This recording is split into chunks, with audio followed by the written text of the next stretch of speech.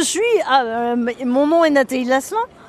Déjà pour commencer, et puis qui je suis, je suis quelqu'un de curieux, de passionné et qui a gardé son regard d'enfant, ce qui me pousse à explorer les fonds marins, mais pas seulement les eaux bleues et chaudes océaniques. Au contraire, moi j'aime aller dans des endroits où personne n'est allé, où peu de personnes sont allées, pour pouvoir rapporter des images qui n'existent pas. Bonjour, je suis Sandrine Mercier, rédactrice en chef de AR, et tu écoutes Aller-Retour, le podcast du magazine Voyageurs. Et celle qui dépote là, devant le micro, c'est une exploratrice hors norme, Nathalie Lasselin. Je la rencontre au Salon international de la plongée qui s'est tenu à Paris en janvier 2024. Elle était la marraine du salon. Ça, c'est une évidence pour elle puisqu'elle a une passion pour tout ce qui se trouve sous l'eau. Cette femme, c'est vraiment une aventurière, car les endroits qu'elle explore ne se trouvent, mais pas du tout, dans les top 10 des sites à faire dans sa vie. Elle préfère les réservoirs, les fleuves sombres, faire du nettoyage sous l'eau, surtout dans les eaux froides. Son approche est vraiment passionnante, tu vas l'écouter. On retrouve cette sentinelle de l'eau dans le numéro de AR67, en vente actuellement avec la Couve sur le Valais, une région de la Suisse. Alors comment tu es devenue Nathalie Lasselin ?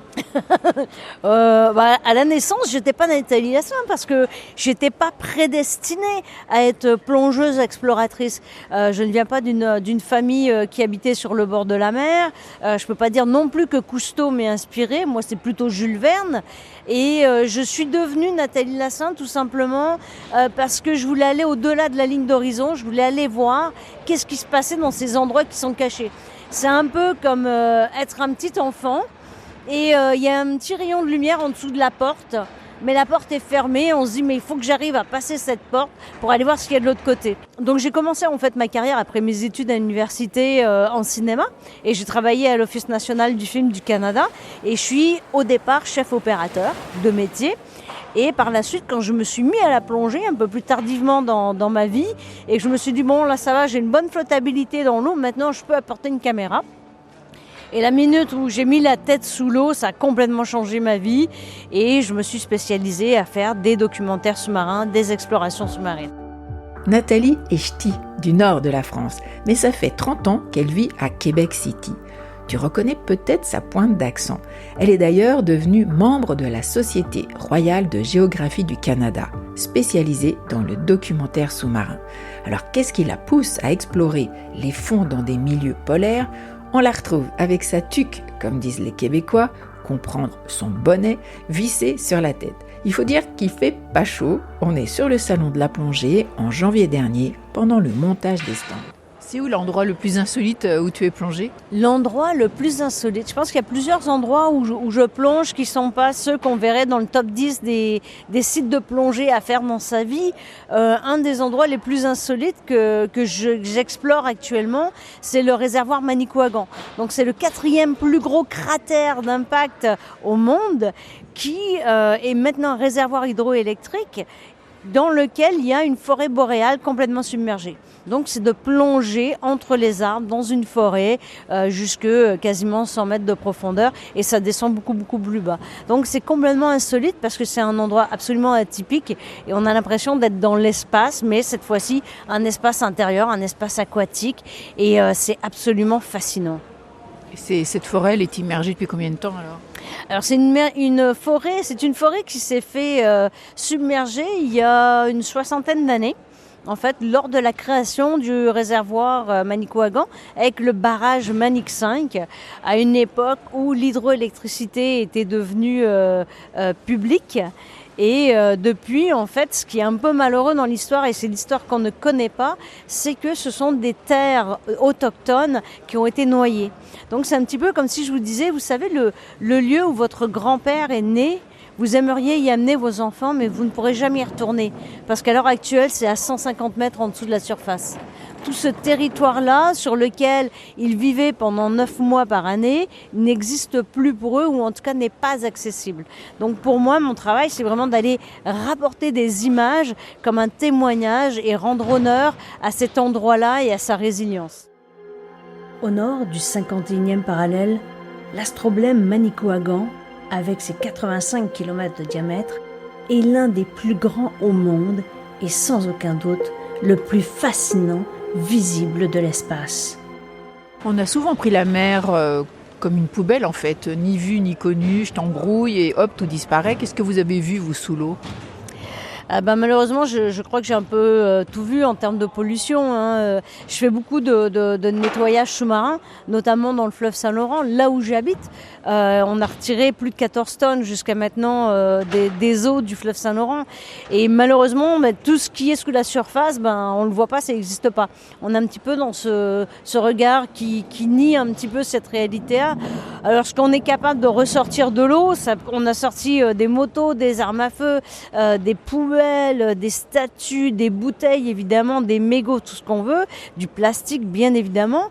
Et pour moi en fait, ce qui m'inquiète encore plus, c'est toute la pollution qu'on ne voit pas.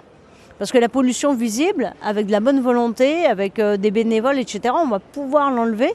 Par contre, la pollution invisible, ce que j'entends par là, c'est tout ce qui est les contaminants d'intérêt émergent, donc pesticides, herbicides, résidus de médicaments, hormones, etc.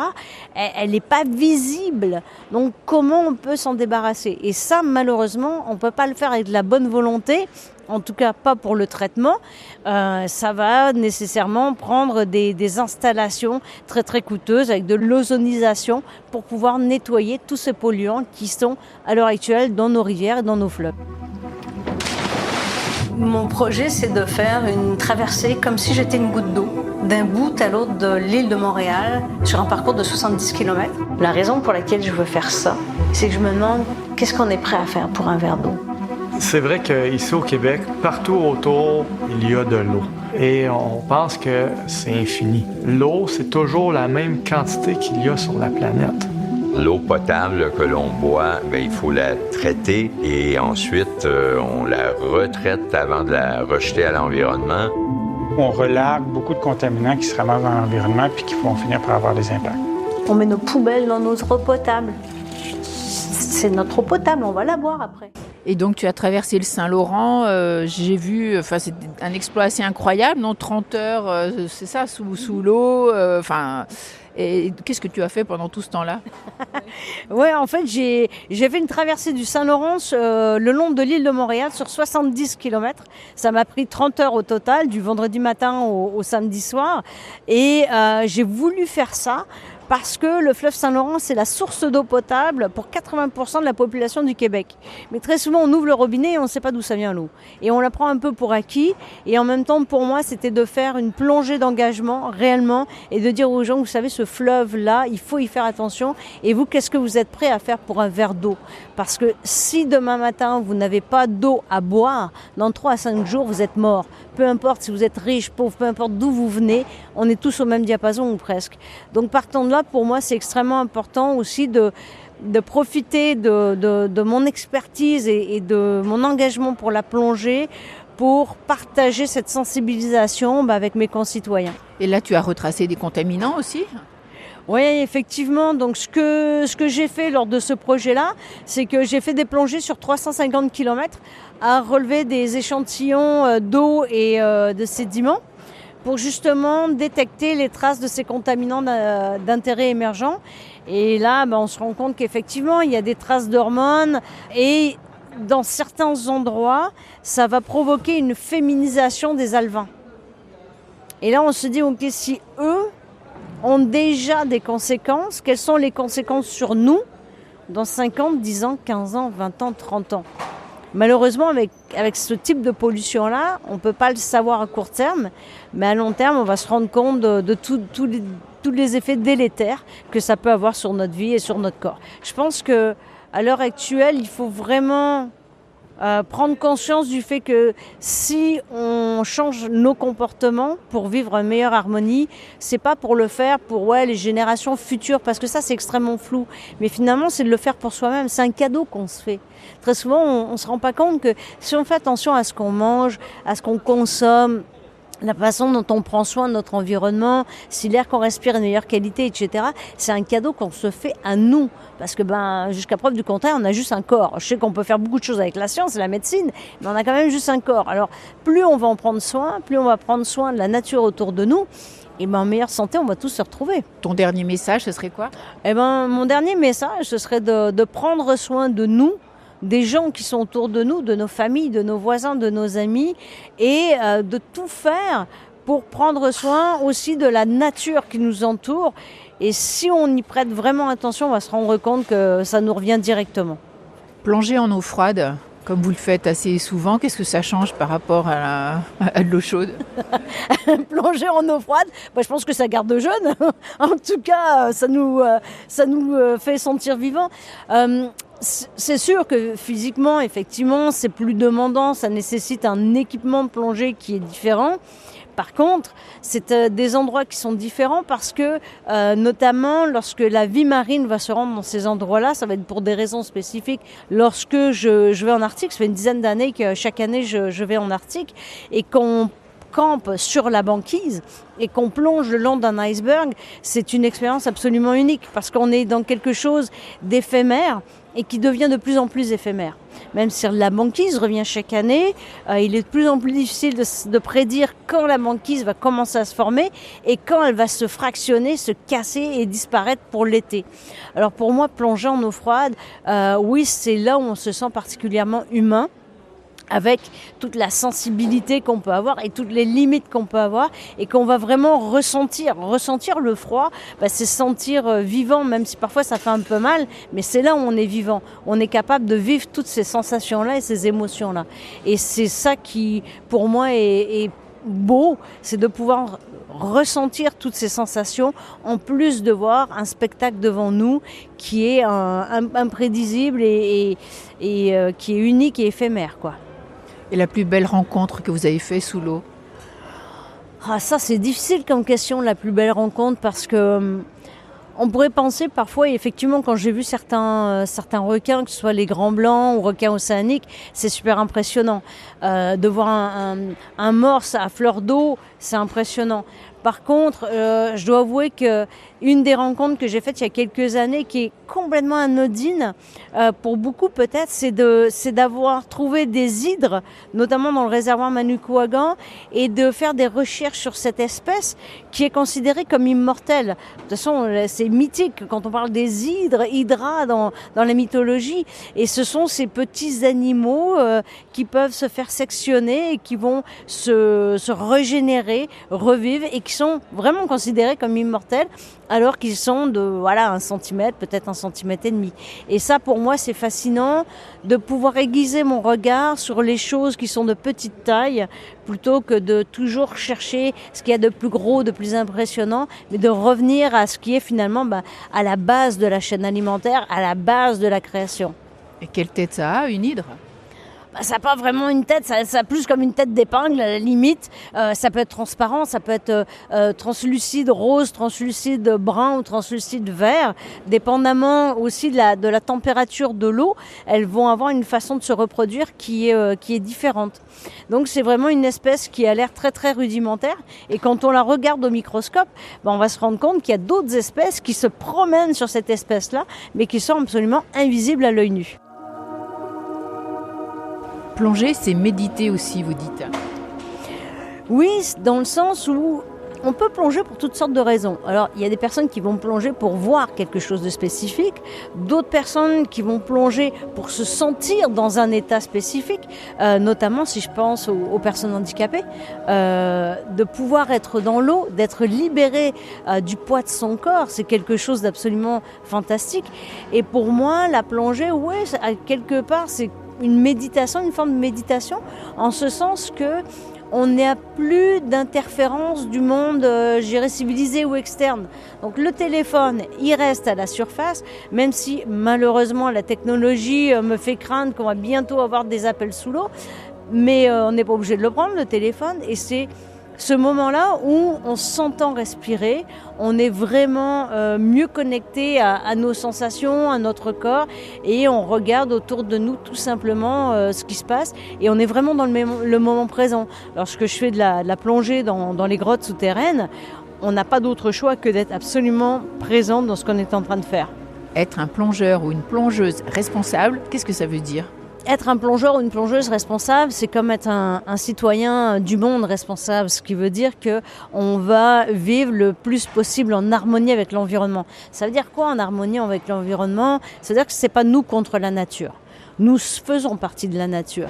En même temps, on a un impact qui peut être extrêmement négatif. Donc, la première des choses qu'on va faire, c'est de ne pas laisser de traces. Peu importe où on va aller, c'est de ramener avec soi tout ce qui pourrait salir l'environnement, laisser des traces dans l'environnement. Être responsable, c'est de ne pas prendre des choses sous l'eau, de se rapporter des souvenirs, que ce soit des artefacts de l'histoire ou de l'archéologie, ou des animaux, on va les laisser tranquilles sur place, on ne va pas les déranger, on ne va pas provoquer un comportement. Et ça, c'est quelque chose qui parfois, mettons comme dans le métier de cinéaste, peut être une problématique.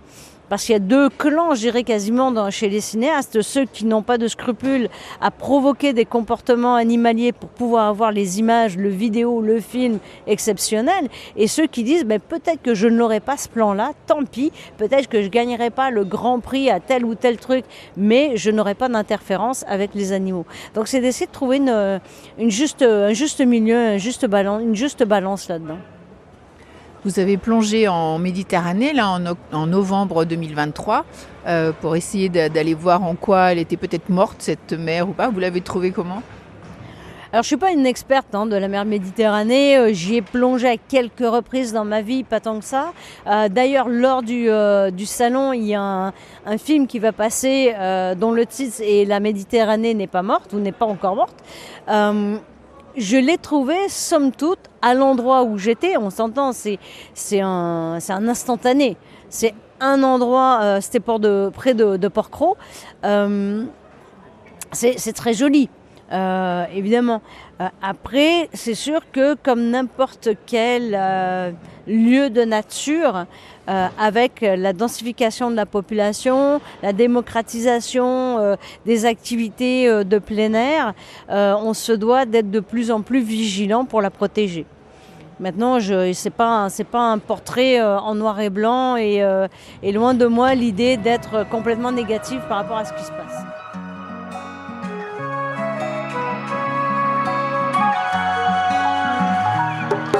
Merci Nathalie Lasselin pour avoir pris le temps de cet entretien pendant le dernier salon international de la plongée à Paris. On retrouve l'entretien dans le numéro 67 de AR Magazine, actuellement en vente avec la couve sur le Valais en Suisse. Sinon, retrouve-nous sur le site ar-mag.fr, Insta, X, Facebook et dans les kiosques bien sûr. Et pour ne rien rater de la série Aller-retour, abonne-toi sur Apple Podcast ou Castbox et laisse-nous un commentaire. Une bonne note, ça fait toujours plaisir. On se retrouve aussi sur Spotify. À bientôt pour de nouvelles aventures.